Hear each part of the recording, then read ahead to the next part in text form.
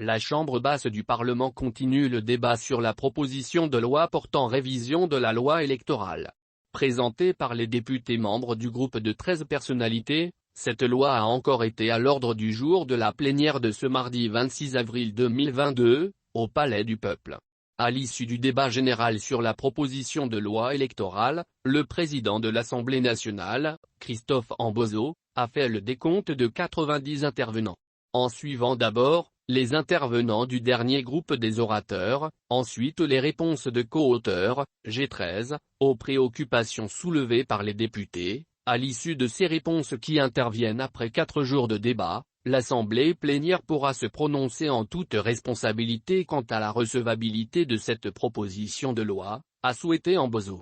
Dans leurs amendements, la plupart des élus ont mis un point d'honneur sur l'élection des gouverneurs et sénateurs. Pour eux, le candidat gouverneur et sénateur doivent être élus par les députés provinciaux et le candidat gouverneur doit être avant tout un député provincial.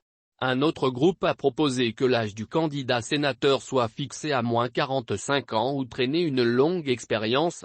De son côté, le député national Josué Mufula a proposé la suppression du seuil électoral et demande que soit intégrée dans la loi sous examen la possibilité pour le chef de l'État de procéder à la mutation des gouverneurs de province. Le député national Mema Matuku a, pour sa part, insisté sur la fiabilité, la crédibilité et la transparence du processus électoral. Pour y arriver, il a proposé l'institutionnalisation de la sanction au sein de la centrale électorale, notamment pour le président de la CENI, Commission électorale nationale indépendante, et ceux qui interviennent dans la certification des résultats des élections.